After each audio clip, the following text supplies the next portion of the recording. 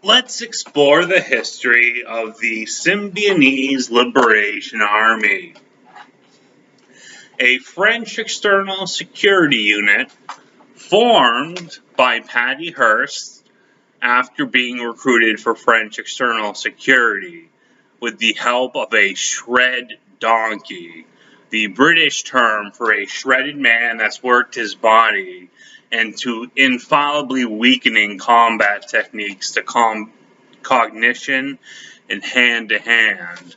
In other words, he's a greasy little butter troll jacked up slug that dances in the Chippendales. He's a nice little poof we could rub hot oil on his chest, and he thinks he's having sex for money and charges us. Even though we aren't gay, we just got it on camera. The American jock tradition formed out of the colonial infantry before the American Revolution during the Seven Years' War, the French and Indian War.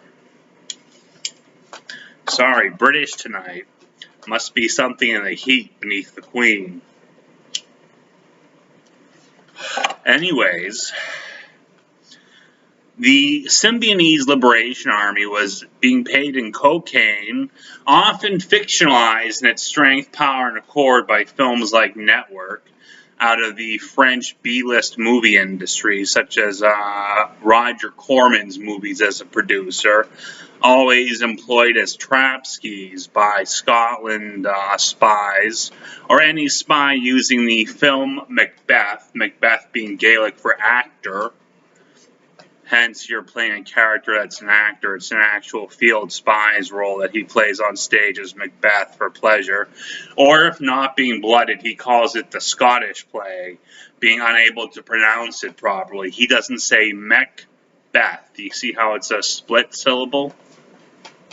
He isn't Jacobin Kurdish tutor. He's a little froglet. It's what we call child actors that grow up to play poorly wrought roles, typically out of French actors schools like Juilliard.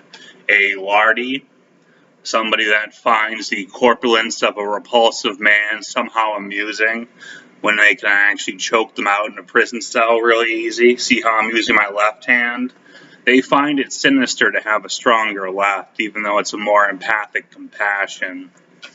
So you can see the product and refuse of actors like Jack Black or Bruce Willis or Kyle Gass, those three in a particular triumvirate trifecta right now. But with the aid of her French husband's de regard, out of external security with weapons like sensor wands, hypno taps, sound beacons. I got one to my AC. Laser tropes, those are little burners for a door. The French will harass you forever, having no point to metro capital but breeding their own attorneys under false call of rape, which was what Patty Hearst was tempted by.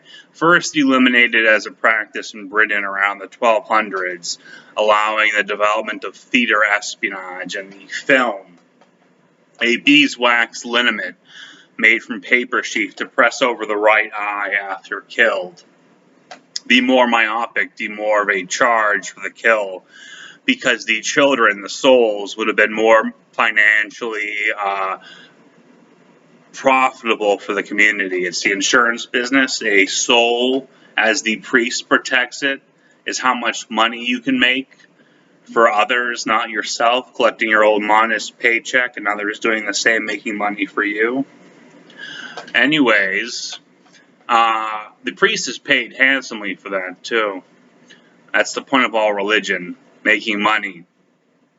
But Patty Hearst and her hypnotized squad of African psychopaths were allegedly holding her hostage. The French Academy's news access through private schools, charter schools, military academies. Typical racist shit to save a pruned daughter that should have been groomed instead by the hand of French cocaine affiliates and dealers out of places like DuPont Petrochem in Algeria, Union Carbide, an international cartel for development of plastics and polymers out of petroleum refining, and of course the most egregious of all, the marijuana dealing industry out of French Canada, capable of being countered by inserting academics placed as familiar film and art into any given scheme involving marijuana, causing a market collapse, which of course interrupts the French heroin trade necessary to operate as an external security or affiliate Slavic agent at a university. That's how they drop the weight. It's called cutting. When you inject or snort heroin, you cut. But it's generally useless in combat.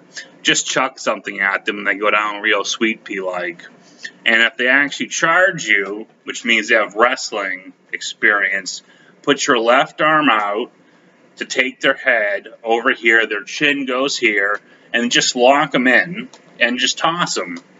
When you take your left foot and put it like this, meanwhile, you should put your right heel on the ground to spin, and then the blade of your foot cuts right down. And just to prove I'm not naked,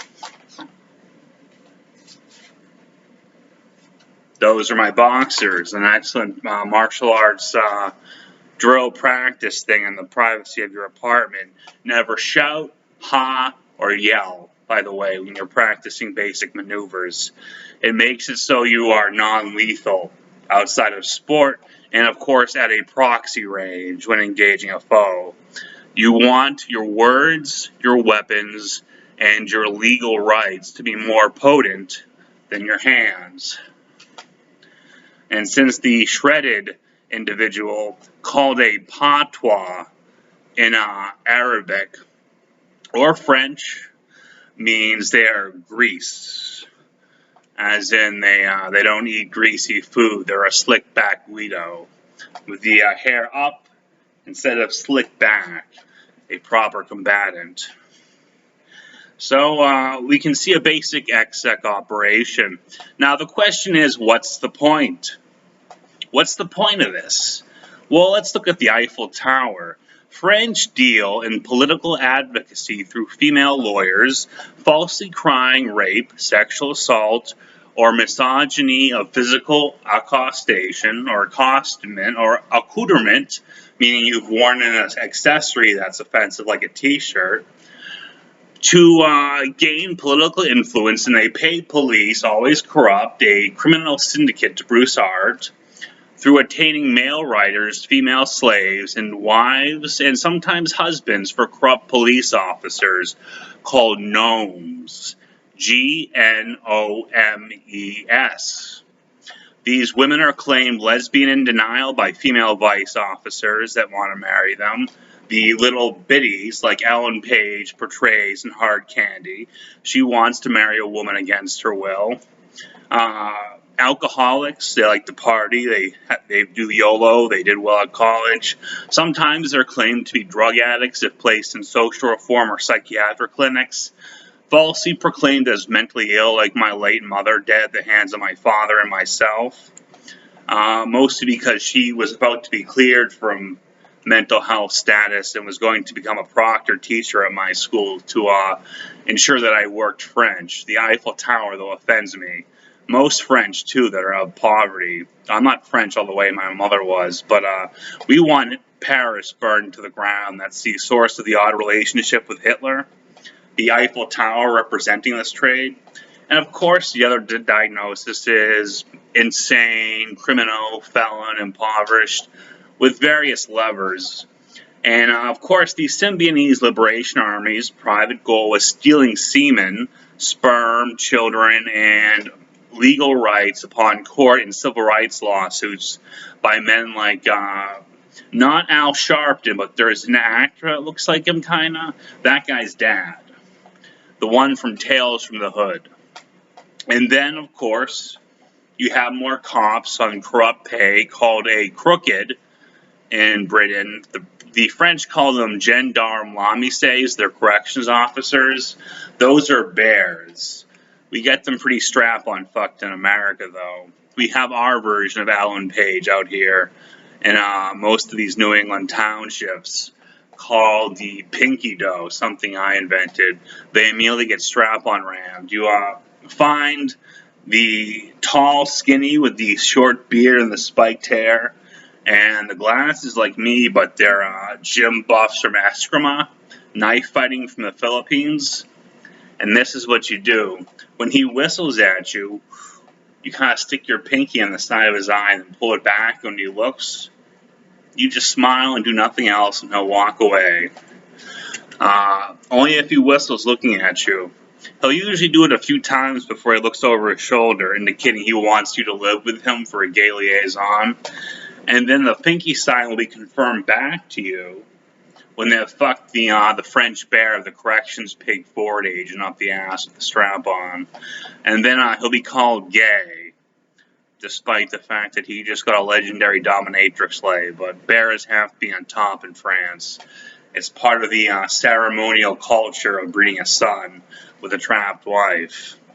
Now remember, if you spot a French woman and they'll have a crook nose, a Jew, with a little container and they claim it's cocaine to beat a cop, don't report it while she's still on your soil. She made the story up. She reported it to a corrupt uniform, especially on a campus, a lawyer's review candidate. They just trapped you for a DUI arrest. Remember who put something outside your car on a litter. They recorded it as you littering on your car. They'll always do this since I put it into play. There's no grievance or fine, but during your arrest, make sure you comply, but most importantly, refuse the urine test. They can't make you take it. Can't do it. And then ask for a defense attorney out of your primary care physician or primary health provider, a doctor or a nurse. Maybe you might get lucky with a psychiatrist in a liberal area, but I wouldn't count on it. And then you completed network. The crazy kid on the phone reports you, network, when he thinks you're the journalist instead of him being up for a punking. And the whole thing plays right together like a machine, with the French manipulating you into narking him, as if he snitched Patty Hearst, the woman who blew the piss test case and went down for littering and married a Native American, now trapped on American soil. You just killed a French megadon. That's the term they have for a major domo and a leadership female, the Devil Wears Prada, the false rape victim lawyer. Otherwise, you go to court for being black. Leave that to the Irish. They'll call you Nig. For some reason, the Irish think you're black if you're dark-skinned.